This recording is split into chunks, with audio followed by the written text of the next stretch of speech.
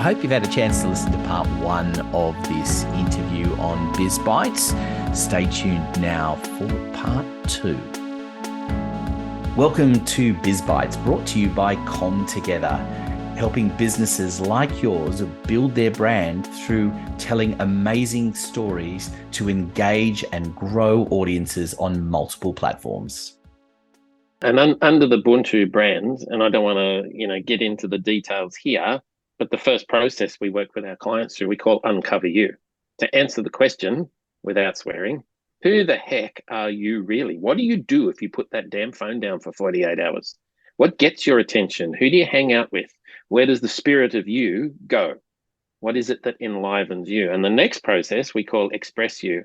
And we use this example because it's me, but if I show up on a podcast, you get me. If I show up at a coffee, you get me. You meet me on the beach, you get me. There is no dissonance between the Zoom Greg, the podcast Greg, the Channel 7 Greg, or the Greg that you meet, hanging out with his family on the beach. It is consistent. But if you have an accountant who is serious but attempts to turn up with a sense of humor, say on his LinkedIn profile, that just doesn't work. It grates. It doesn't make sense.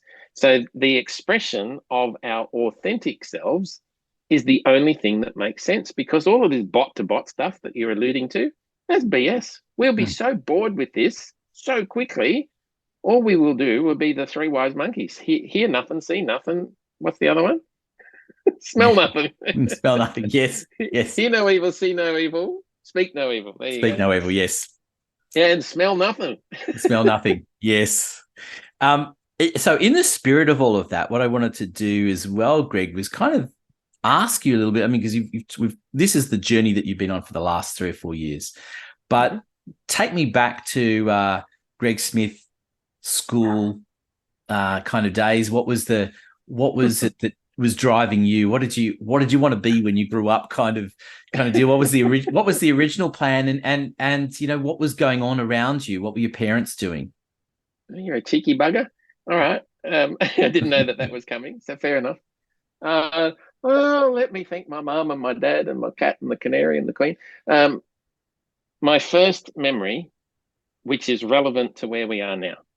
My first memory at 3.5, 4 years of age, living on a very busy 4-way street in Sydney, was mum and dad, please take me to the rocks and trees.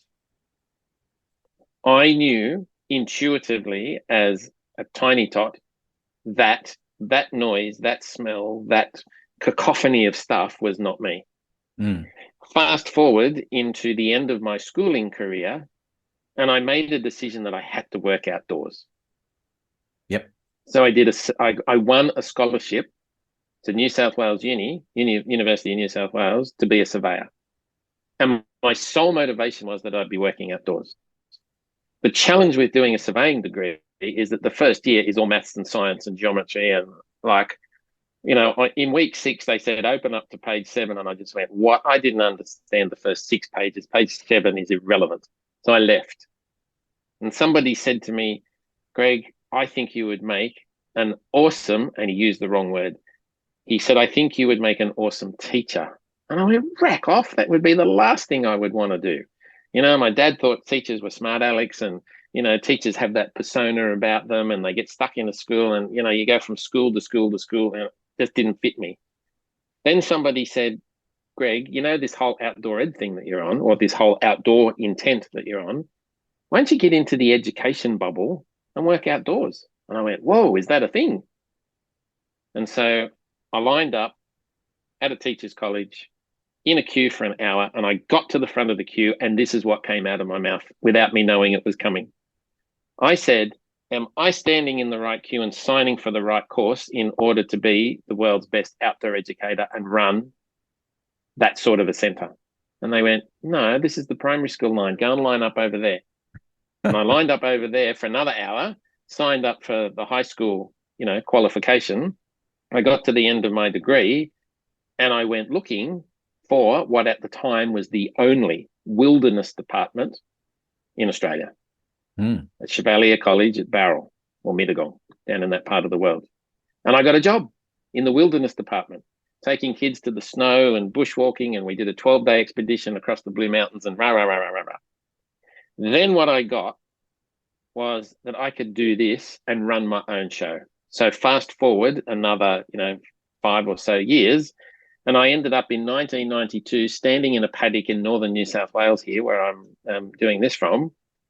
And it was a 3,500 acre paddock. I was living in Melbourne at the time. And I said to my wife, what do you reckon? She said, uh-oh, we're moving from Melbourne to here, aren't we? And I went, yep, it found me. So Mum and Dad, take me to the rocks and trees, please, became me standing in a paddock in 1992 going, this is it. 2 years later, after a whole bunch of prep work, I started a company called Interaction Experiential Learning. Fast forward another 20 odd years to 2012, 2013, and I sold that business to Outward Bound Australia.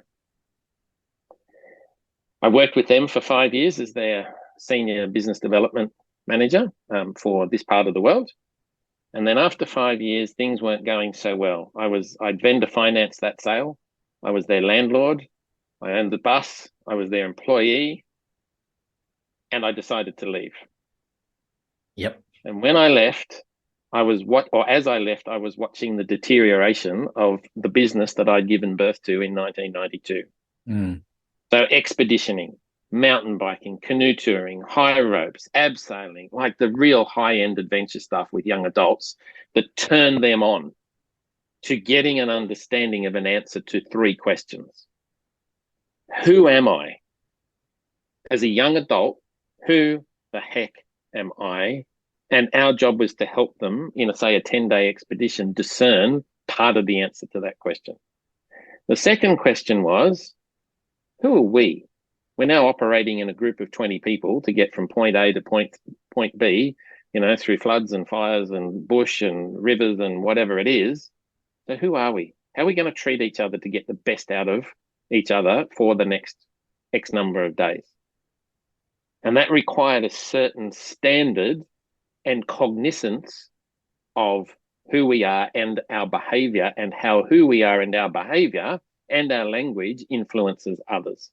And the third question was, great, now we've been at this for a period of time, and there's a whole, what they call the experiential learning cycle. There's a whole bunch of psychological theory behind this, but an expedition gets to a point where the question becomes, okay, we're getting some clarity on who I am.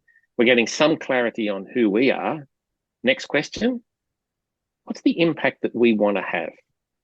What's the legacy that we would like to leave? How can we take this lesson or these lessons from an expedition and transpose those back into our family, our classroom, our school, our community, our state, or whatever it is that the focus was for that group of young adults? So as I left Outward Bound, those 3 questions continued to resonate with me. So my vehicle for 20 odd years to answer those questions for myself and my clients, my vehicle was the outdoors. I didn't know it at the time, but my vehicle became working with small to medium enterprises to help them answer that question too. Who am I? Who are we? And what is the impact that we're really getting out of bed to have every day?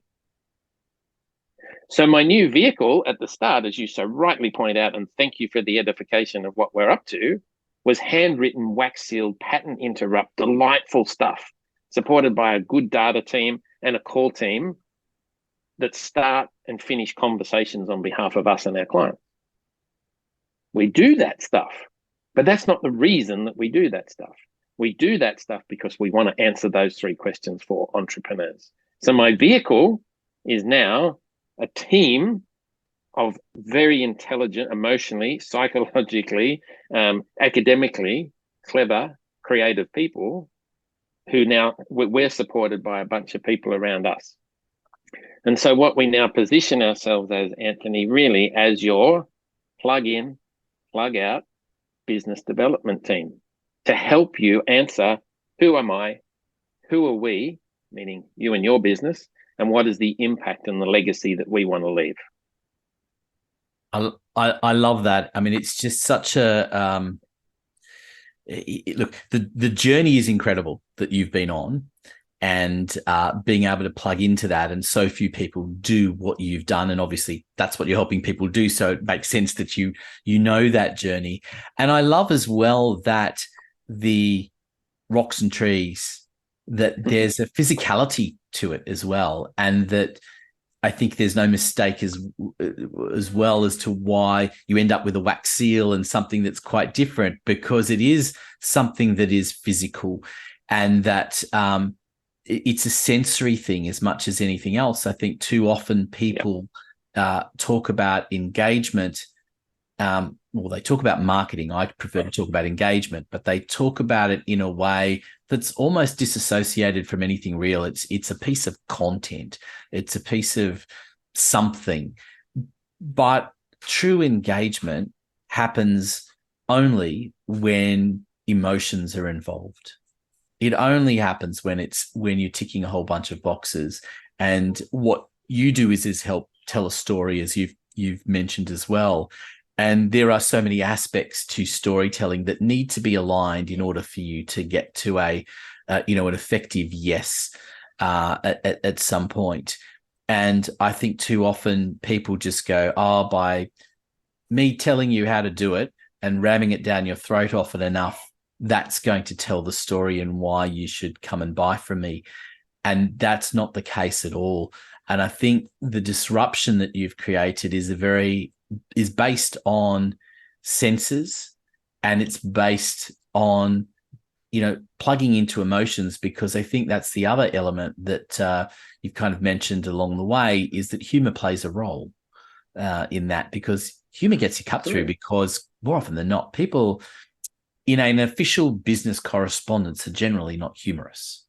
No. So if you can be humorous, why not? Absolutely. In fact, we made $1.4 million in 2 months for an accountant client with a dad joke. He was a client for 3 years, but one dad joke made him $1.4 million. And I could flip through my sample pack here somewhere and dig it out, but that's not my intent. The photograph on the front of the card was a yak with some crazy sunglasses on, and the opening copy was, "Hi, Anthony. Hope you don't mind my old school approach. I'd love to have a yak with you." That gets a smile at least every time I show that piece to somebody new. Now, you've seen it. It wouldn't have the same impact, but it's still, that dad joke is an absolute perler. And I've got to share with you, you might not have heard this piece. I was once sitting, we're talking 18 months into this campaign, which had been phenomenally successful, sitting with a real estate agent in a cafe. And I said, her name was Anita. And I said, "Hi, Anita, blah, blah, blah, blah." We talked for 10 minutes and, I bought her a coffee and all the rest of it. And I said, "Here's a sample of our work." Showed her the yak. Read that, opening sentence to her. Nothing, no smile, no nothing, dour. Mm-hmm. And I said, "Maybe you missed the dad joke, Nita. To have a yak with somebody is to have a chat, and that's a yak. So it's funny." She went, "No, it's not." And I went, "Oh, uh-oh. What do you mean?" She said, "That's not a yak." And I said, "Oh, what is it?" She said, "That's a long-haired Scottish cow."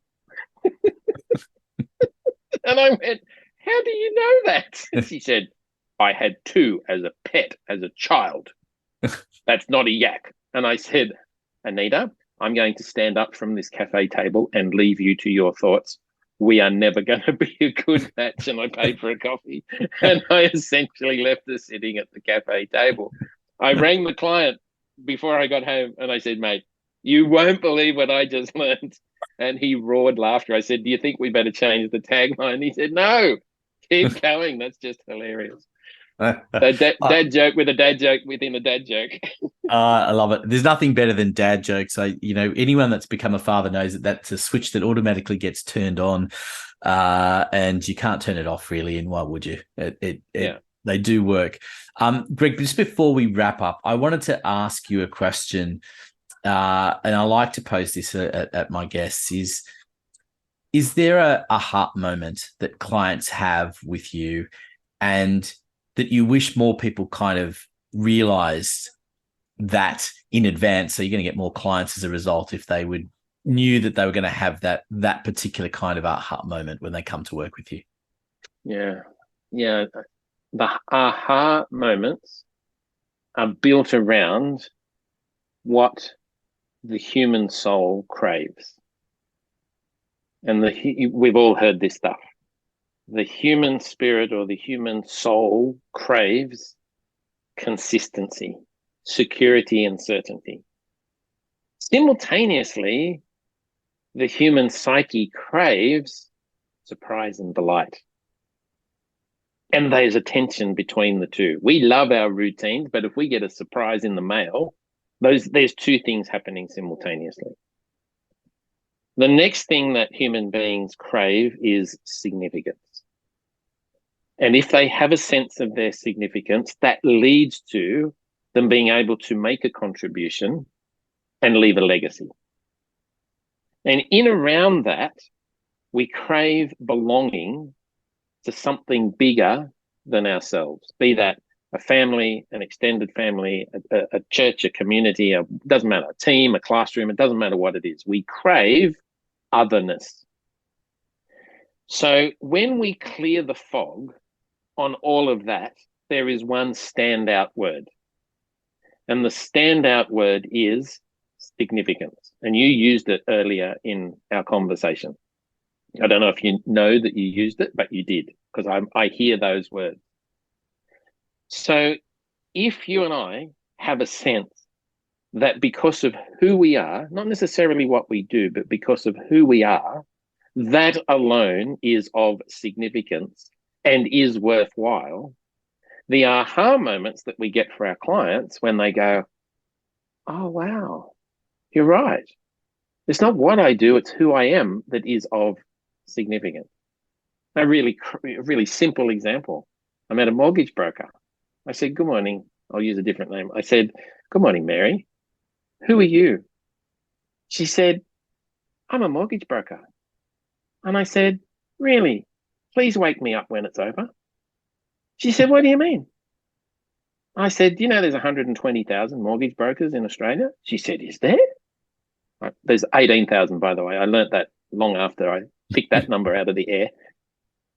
So I said, Mary, what's your significance in that sea of bland, beige corporate speak of I'm a mortgage broker? I said, you need to do some work with us. And she did. She's now a facilitator of wealth for middle-aged women who've suffered divorce. Whoa, that's significant. I was talking to a mortgage broker trainer yesterday, and he said, if she's not using that tagline, I want it, because that is a powerful in-need niche in this country right at the moment. Middle-aged women who need their wealth facilitated because they've been through nastiness. Whoa, significance is it. That's the game.